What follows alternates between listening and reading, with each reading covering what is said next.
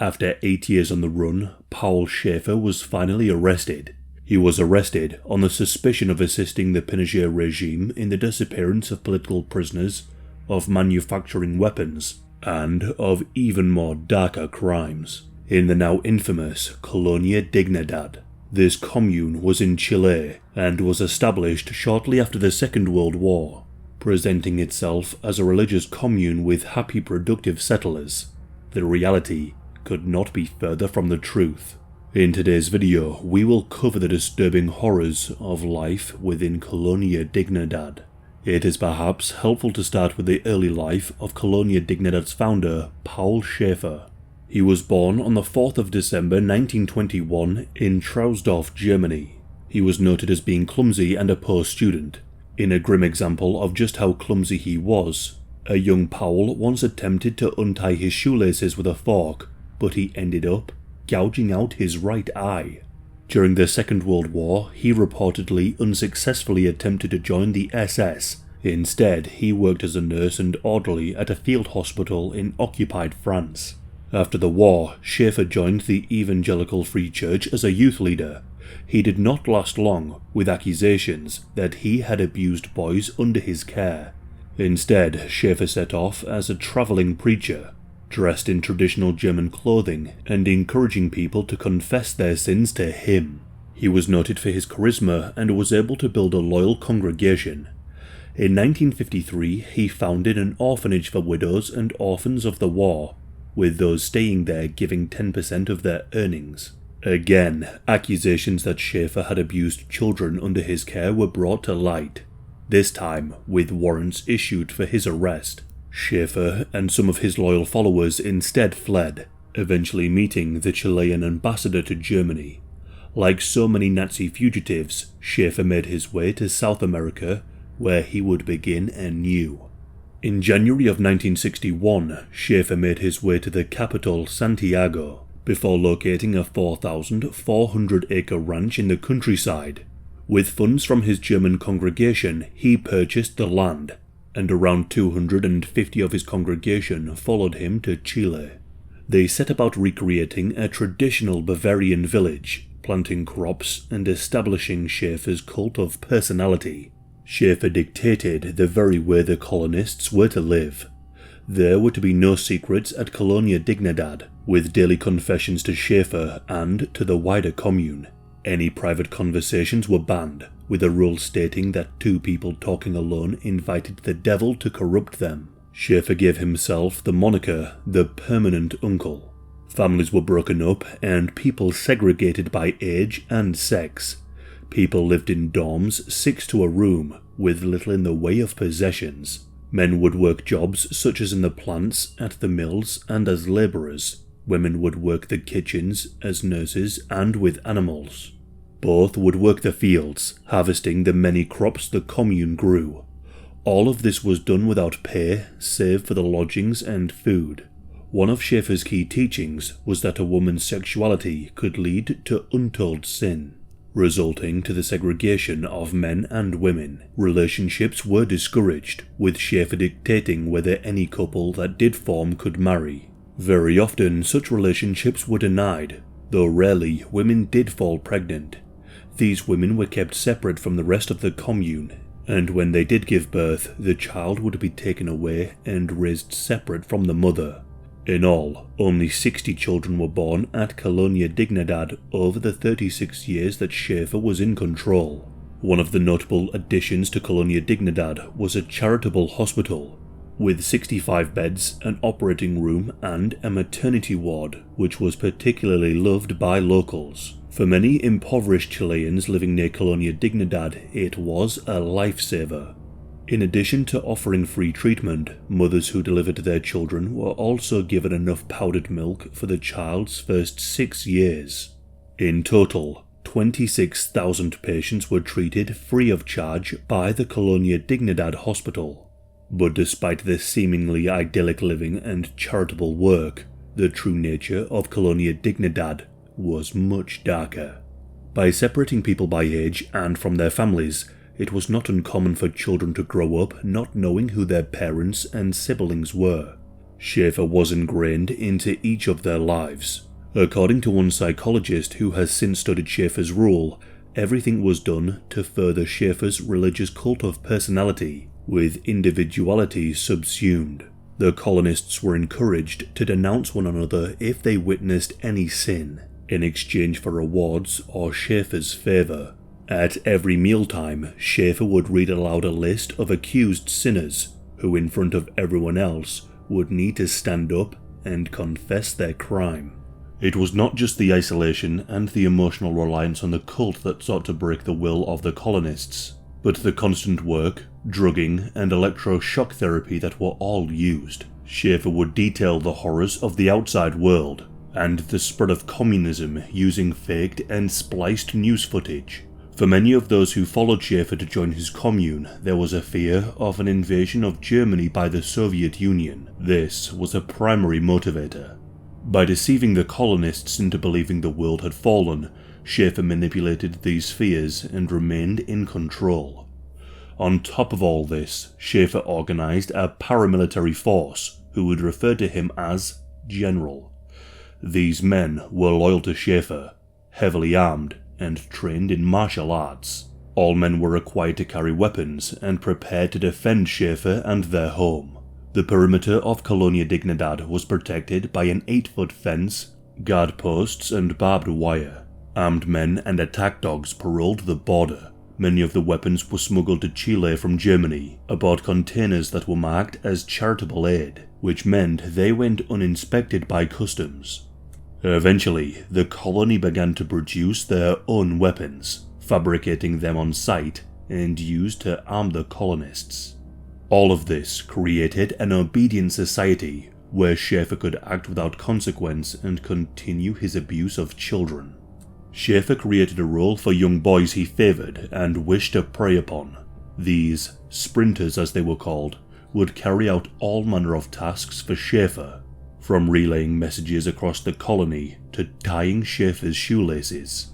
Such a position was seen as a point of status among those in the commune. Schaefer had some sprinters spend the night in his room, with child-sized beds placed next to his own. These children would be made to engage in sponge baths, fed sedatives, and were horrifically exploited.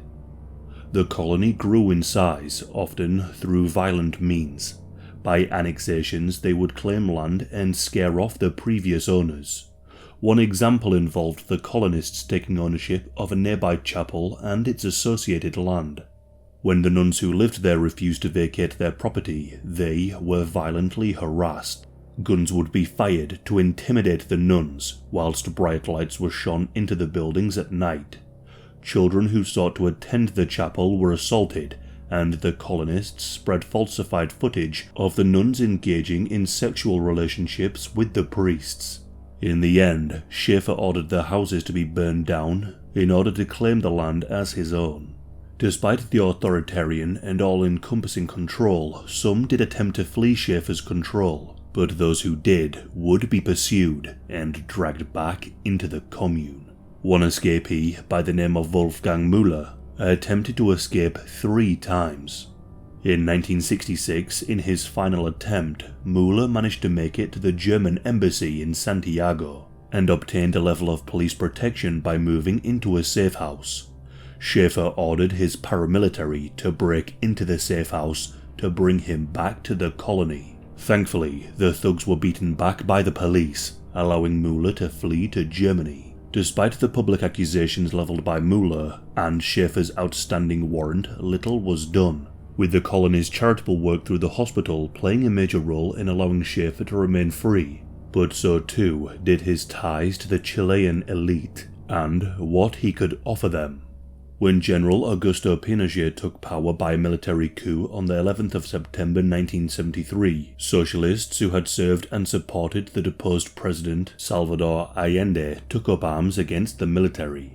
This resistance did not last long, as thousands were detained and subject to horrendous treatment.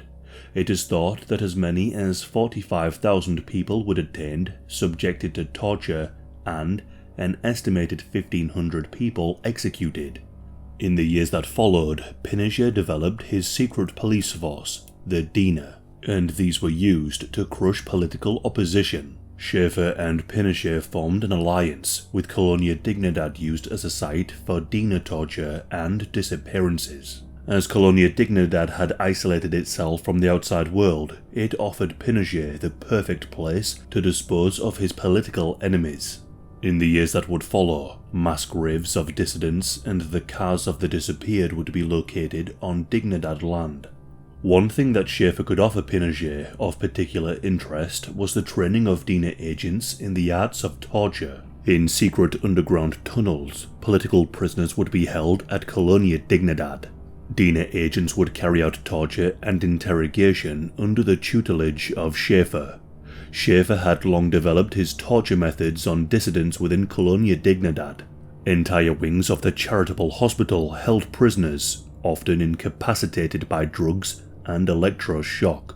One such survivor of Colonia Dignidad recalls being kept in the hospital for years, subjected to horrific torture. Chilean prisoners recall being subjected to electroshock, whilst a man with a German accent instructed the Dina agents in its use. Schaefer would direct agents where it would be best to punch, how to best cause pain, and in the administration of drugs. In exchange for these services, Schaefer not only obtained protection from Pinochet's government to act with impunity, but he also got permission to mine gold and uranium.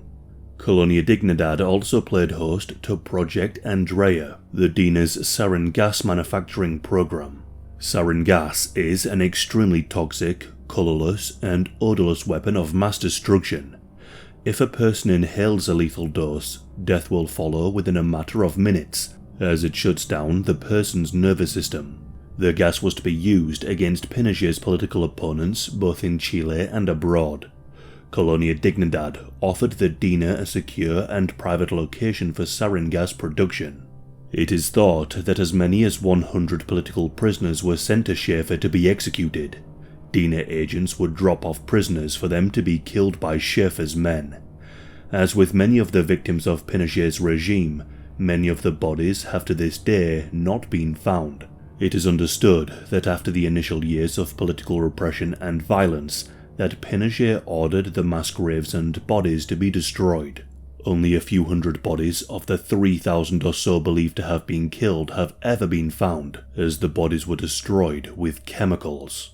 It is also thought that a number of Nazis also found sanctuary within Colonia Dignidad. Former SS members would sell their expertise in torture to the Dina from the sanctuary of Colonia Dignidad. Such links were not unusual in South America, as many Nazis had fled to the continent after the war on the aptly named rat lines. One such individual was Josef Mengele, who according to Nazi hunter Simon Wiesenthal took refuge in Colonia Dignidad for a time. Mengele was infamous for his twisted human experiments in the Nazi concentration camps, notably for his experiments involving twin children. As the population declined through low birth rate, Colonia Dignidad opened an intensive boarding school program. Many of Schaefer's victims had grown up, so he turned to other methods of obtaining children to prey upon.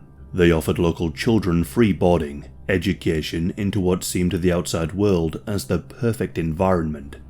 Many of these children were preyed upon by Schaefer. Following the collapse of Pinochet's government in 1990, Schaefer and Colonia Dignidad lost the protection offered by the dictatorship. The end of Schaefer's rule would come about in 1996, when one of the boarding school children managed to slip a note to his mother detailing what he had endured at Schaefer's hands. The mother managed to rescue the child and made her way to Santiago's chief of police as to avoid any undue influence that the local police may have been under. The doctors were able to confirm the accusations, which led to yet another arrest warrant being brought against Schaefer. When he learned of this arrest warrant, Schaefer fled into the network of bunkers and tunnels beneath the colony. Police raids were met with resistance by the colonists, but after some 30 attempts, Schaefer was never found. It is not clear how long Schaefer remained hidden underground, or when he made his escape abroad. Still, the raids continued, locating Schaefer's crimes if not the man himself. Over time, the once hostile colonists began to warm to the police, and they began to divulge the secrets of the colony. Weapon caches, evidence of missing political prisoners, and most bizarre of all, Schaefer's fantasy weapons were all located. These included a walking frame capable of delivering 1200 volts, a dart shooting camera, and walking stick guns. Schaefer's location would eventually be uncovered by a Chilean journalist named Carola Fuentes. She had interviewed survivors of Schäfer and learned that high-ranking colonists had started to make frequent visits to Argentina. Over the course of 13 months, she set about tracking Schäfer down, eventually to a gated townhouse in an affluent area of Buenos Aires. On the 10th of May 2005, the warrant was issued and a SWAT team broke into the compound. The 84-year-old Schäfer was found in bed, doted upon by a pair of nurses and protected by 3 German bodyguards. Schäfer was extradited to Chile, where in the following year he was convicted of SA against children and sentenced to 20 years in prison. In addition, convictions for torture and weapons violations added 7 years to his sentence. He was ordered to pay $1.5 million in damages to his survivors. On the 24th of April 2010, Schäfer died of heart failure, serving only 4 years in prison. Today, Colonia Dignidad is trying to reinvent itself. It changed its name to Villa Bavaria, opening its doors to tourists. If one wishes, you can book a stay at their hotels and eat in their restaurants. To this date, there is no memorial to the victims. Instead, a number of high-ranking colonists remain free, never facing any real justice.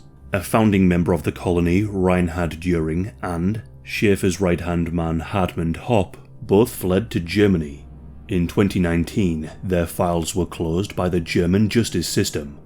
Hopp had been sentenced by the Chilean courts in 2011, but he managed to escape. Both men are believed to have played a leading role in the crimes of the colony, and personally helped Schäfer commit his crimes too. Colonia Dignidad is a horrific example of the coercive control of a population. It is disturbing how such a vile community could be permitted and encouraged to exist by the Pinochet regime, both benefiting from the twisted needs of each other. Schäfer is one of the more disturbing persons we have covered on this channel, but most shocking of all is the denial of history and survivors of the horrors of colonial Dignidad, who ought to never be forgotten.